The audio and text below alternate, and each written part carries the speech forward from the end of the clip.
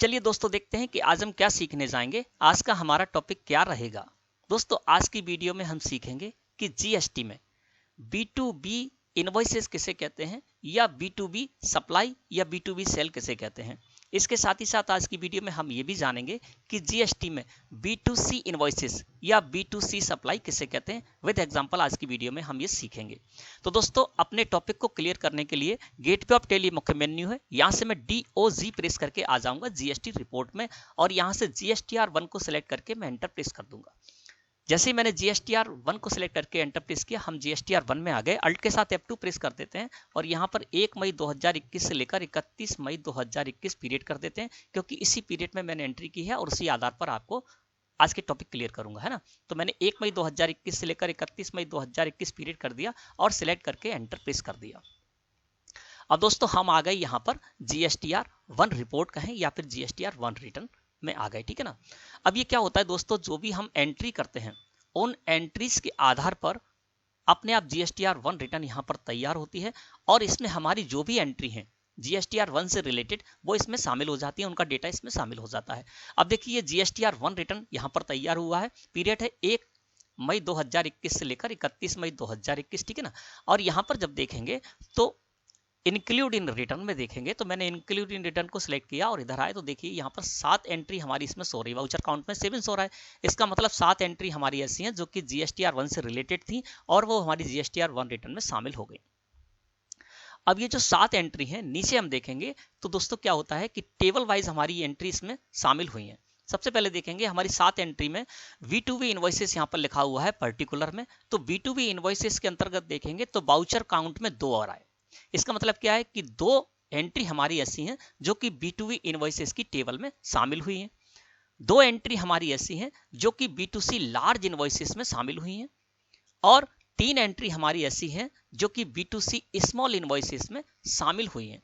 तो इन्हीं के बारे में हम जानेंगे कि B2B इनवॉइस में हमारी जो एंट्री शामिल हुई हैं वो कौन सी एंट्री हैं और B2C स्मॉल और B2C लार्ज इनवॉइसेस में जो हमारी एंट्री शामिल हुई है वो कौन सी हैं और किस वजह से, किस रीजन से ये हमारी इन टेबल में शामिल हुई है।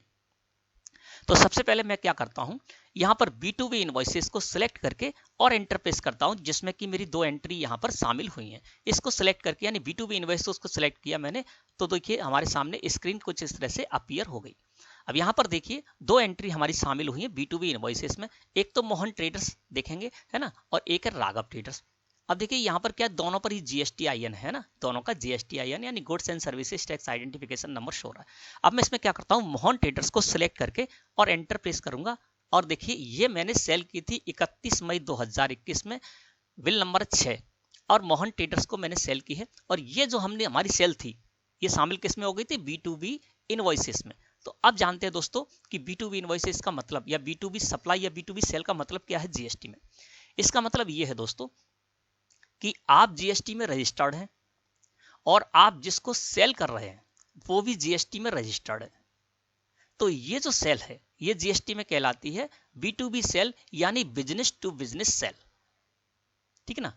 अब यहाँ पर क्या हो रहा है कि आकाश ट्रेडर्स मेरी फर्म है, ये भी जीएसटी में रजिस्टर्ड है। मैं आपको दिखा देता हूँ, F11 में जाता हूँ और यहाँ पर जब मैंने कंपनी क्रिएट करने के बाद अपनी कंपनी से रिलेटेड जीएसटी डिटेल दी थी तो इस जगह मैंने बताया था कि मैं जीएसटी में रेगुलर रजिस्टर्ड हूँ, ठीक है ना, और मैंने अपना जीएसटी भी दिया था यहाँ पर। इसका मतलब क्या है कि मैं जीएसटी में रजिस्टर्ड हूँ, ठीक है ना। अब मैं जीएसटी में रजिस्टर्ड हूँ और मैं जिसको सेल करने जा रहा हूँ वो भी जीएसटी में रजिस्टर्ड है। चलिए ये भी देख लेते हैं। मोहन ट्रेडर्स का लेजर जो मैंने क्रिएट किया था, देखिए मोहन ट्रेडर्स को मैंने लेजर क्रिएट किया और यहाँ पर देखिए मैंने इस जगह पर मोहन ट्रेडर्स जिनको कि मैं सेल करने जा रहा हूँ वो कंपोजिशन टैक्सेबल पर्सन है यानी जीएसटी में रजिस्टर्ड है, लेकिन कंपोजिशन स्कीम को ऑप्ट किया है, लेकिन इनके पास GSTIN है ना, यानी goods and services tax identification number है। मतलब क्या हुआ कि मैं मोहन ट्रेडर्स को जो सेल करने जा रहा हूं, है ना, तो मोहन ट्रेडर्स भी जीएसटी में रजिस्टर्ड है। तो दोस्तों इसका मतलब ये है कि आप जीएसटी में रजिस्टर्ड हैं, आप जिसको सेल करने जा रहे हैं वो भी जीएसटी में रजिस्टर्ड है। तो इस तरह की जो सेल है वो कहलाएगी B2B सेल यानी बिजनेस टू बिजनेस सेल। आप जीएसटी में रजिस्टर्ड हैं, आप जिसको इनवॉइस देने जा रहे हैं सेल का वो भी जीएसटी में रजिस्टर्ड है, तो ऐसा इनवॉइस आपका कहलाएगा B2B इनवॉइस, ठीक है ना। तो इस वजह से हमारी ये जो एंट्री थी वो B2B इनवॉइसेस में शामिल हुई थी। दूसरी है राघव ट्रेडर्स, है ना। अब देखिए राघव ट्रेडर्स को भी मैंने सेल की, है ना, बिल नंबर 3 है। और राघव ट्रेडर्स को जब सेल की तो ये वाली जो सेल थी, ये वाली जो हमारी सप्लाई थी, ये वाला जो इनवॉइस था वो B2B इनवॉइस में शामिल हो गया था। क्यों? क्योंकि राघव ट्रेडर्स भी जीएसटी में रजिस्टर्ड है। देखिए राघव ट्रेडर्स का जब मैंने लेजर क्रिएट किया तो ये भी जीएसटी में रेगुलर रजिस्टर्ड है और इनके पास भी GSTIN है। तो इस वजह से क्या हुआ कि मैं जीएसटी में रजिस्टर्ड हूँ, राघव ट्रेडर्स भी जीएसटी में रजिस्टर्ड है और मैं राघव ट्रेडर्स को सेल करने जा रहा हूं, तो मेरी ये जो सेल है, मेरी ये जो सप्लाई है वो B2B सप्लाई कहलाएगी। और ये जो इनवॉइस मैं राघव ट्रेडर्स को देने जा रहा हूं, तो मैं भी जीएसटी में रजिस्टर्ड हूं, राघव ट्रेडर्स भी जीएसटी में रजिस्टर्ड है। तो ये जो इनवॉइस हमारा कहलाएगा वो कहलाएगा B2B इनवॉइस, ठीक है ना। तो इस वजह से हमारी ये जो दो एंट्री थी वो B2B इनवॉइस में शामिल हो गई। इसके बाद क्या होता है, जब हम GSTR1 रिटर्न फाइल करने जाते हैं दोस्तों, तो वहां पर भी हमको टेबल वाइज जानकारी देनी होती है। तो ये जो हमारे B2B इनवॉइसेस हैं, इसकी जानकारी देखिए टेबल है 4A 4B 6B 6C B2B invoices. इस टेबल के अंतर्गत या इस टाइल्स के अंतर्गत हमको इन इनवॉइसेस की जानकारी देनी होती है। कौन से इनवॉइसेस की? जो कि हमारे B2B इनवॉइसेस हैं, ठीक है ना। तो ये आपको समझ में आ गया होगा। अब दोस्तों बात करते हैं B2C इनवॉइसेस के बारे में, है ना, या B2C सेल के बारे में। तो दोस्तों समझ लीजिए आप कि B2C सेल या B2C इनवॉइसेस किसे कहेंगे। अब देखिए यहां पर हमारी दो एंट्री हैं, वो B2C लार्ज इनवॉइस के अंतर्गत हैं और दो एंट्री हैं हमारी दोस्तों B2C स्मॉल इनवॉइसेस के अंतर्गत। तीन एंट्री हमारी B2C स्मॉल इनवॉइस के अंतर्गत हैं। तो सबसे पहले ये जान लेते हैं कि B2C लार्ज इनवॉइस और B2C इनवॉइस का मतलब क्या है। दोस्तों B2C इनवॉइसेस का मतलब क्या है, या B2C सेल या B2C सप्लाई का मतलब क्या है। इसका मतलब ये है दोस्तों कि मैं जीएसटी में रजिस्टर्ड हूं और मैं जिसको सेल करने जा रहा हूं वो या तो कंज्यूमर है या फिर अनरजिस्टर्ड है। कंज्यूमर का मतलब उपभोक्ता, अंतिम उपभोक्ता, यानी हमसे प्रोडक्ट ले जाएगा और उसको यूज करेगा और खत्म कर देगा, वो तो कंज्यूमर की कैटेगरी होगी जीएसटी में। अनरजिस्टर्ड का मतलब छोटे छोटे दुकानदार हैं जो हमसे प्रोडक्ट परचेज करके ले जाएंगे, यानी मैं उनको सेल करूंगा और वो भी आगे सेल करेंगे, लेकिन वो जीएसटी में रजिस्टर्ड नहीं है ना। तो B2C सेल का मतलब क्या हो गया कि मैं जिसको सेल करने जा रहा हूं, मैं जीएसटी में रजिस्टर्ड हूं, मैं जिसको सेल करने जा रहा हूं वो जीएसटी में रजिस्टर्ड नहीं है, अनरजिस्टर्ड है या फिर कंज्यूमर है। तो इस तरह की जो मेरी सेल कहलाएगी वो कहलाएगी B2B सेल, और इस तरह के जो मेरे इनवॉइसेस कहलाएंगे वो कहलाएंगे B2C इनवॉइसेस। अब दोस्तों B2C इनवॉइसेस की बात करें तो इसके दो पार्ट हैं, है ना। अब देखिए B2C लार्ज इनवॉइस और B2C स्मॉल इनवॉइसेस, ये दो इसके पार्ट हैं। चलिए मैं यहां पर आपको दिखा देता हूं। इधर भी जब हम आएंगे, देखिए जब हम GSTR1 रिटर्न फाइल करने के लिए भी आएंगे तो यहां पर भी देखिए आपको अलग अलग टेबल में इनकी जानकारी देनी होगी। देखिए ये है 5A, है ना, जिस पर लिखा हुआ है B2C लार्ज इनवॉइसेस। तो B2C लार्ज इनवॉइसेस की जानकारी हमारी इस टेबल में या इस टाइल्स के अंतर्गत जाएगी, और B2C स्मॉल की जो हमारी जानकारी जाएगी वो 7 नंबर की ये टेबल है B2C अदर्स, इसमें जाएगी, है ना। तो ये तो हो गया GSTR1 की बात, ठीक है ना। अब दोस्तों यहां पर जान लेते हैं कि B2C लार्ज इनवॉइस कौन से होंगे और B2C स्मॉल इनवॉइस कौन से होंगे, या B2C लार्ज सप्लाई कौन सी होगी, B2C स्मॉल सप्लाई कौन सी होगी। तो मैं यहां पर क्या करता हूं, B2C लार्ज जो यहां पर लिखा हुआ है उसको मैं सिलेक्ट करके एंटर प्रेस कर देता हूं, जिसमें कि हमारी दो एंट्री इस जगह शामिल की गई हैं। चलिए इनको देख लेते हैं, ठीक है ना। अब देखिए B2C लार्ज इनवॉइसेस के बारे में जानते हैं। तो मैंने B2C लार्ज इनवॉइसेस को सिलेक्ट किया और एंटर प्रेस कर दिया। तो ये देखिए दो एंट्री हमारी ऐसी हैं जो कि B2C लार्ज इनवॉइसेस के अंतर्गत शामिल हुई हैं। देख लेते हैं वो कौन सी एंट्री है। सबसे पहली है अंकित किराना स्टोर, यूपी के हैं, अनरजिस्टर्ड है, ठीक है ना। दूसरी जो एंट्री है वो शामिल हुई है राकेश जैन, है ना, ये भी यूपी के हैं, कंज्यूमर है, ठीक है ना। तो एक तो अनरजिस्टर्ड है लेकिन हमारी स्टेट से बाहर के हैं, यानी हमारी जो आकाश ट्रेडर्स है वो मध्य प्रदेश में स्थित है ना, जिसका principal place of business Madhya Pradesh में है। तो मैं ये जो सेल करने जा रहा हूँ अपनी स्टेट से बाहर की लोगों को सेल करने जा रहा हूँ, बाहर की पार्टी को सेल करने जा रहा हूँ। तो देखिए 2 मई को मैंने एक सेल की अंकित किराना स्टोर, जो कि यूपी के हैं, यानी हमारी स्टेट से बाहर के हैं और अनरजिस्टर्ड है। इसके अलावा दूसरी सेल इसमें कौन सी शामिल हुई है, हमारी राकेश जैन, जो भी यूपी के हैं, यानी हमारी स्टेट से बाहर के हैं और कंज्यूमर हैं। तो ये दोनों सेल हमारी इसमें शामिल हुई हैं। चलो इनको भी सिलेक्ट करके और एंटर प्रेस करके इनके बारे में भी जान लेते हैं कि आखिर ये वाली सेल जो है हमारी वो B2C लार्ज इनवॉइसेस की टेबल में क्यों शामिल हुई है। तो दोस्तों इसका मतलब ये है कि B2C आप जब भी सेल करेंगे, है ना, कंज्यूमर या अनरजिस्टर्ड को सेल करेंगे, तो B2C लार्ज इनवॉइसेस की जो टेबल है उसमें केवल और केवल आपकी एक सप्लाई शामिल होगी, एक सेल शामिल होगी। वो कौन सी सेल शामिल होगी? आप जब सेल करते हैं अपनी स्टेट से बाहर के किसी अनरजिस्टर्ड या कंज्यूमर को। ध्यान से समझना, B2C लार्ज इनवॉइसेस की जो टेबल है उसमें आपको जो आपने सेल की है कौन सी सेल की जानकारी देनी है, यानी आप अपनी स्टेट से बाहर के किसी अनरजिस्टर्ड या कंज्यूमर को इनवॉइस देते हैं और उस इनवॉइस की वैल्यू 2,50,000 रुपए से ज्यादा है, तो वो आपके इनवॉइसेस चले जाएंगे B2C लार्ज इनवॉइस में।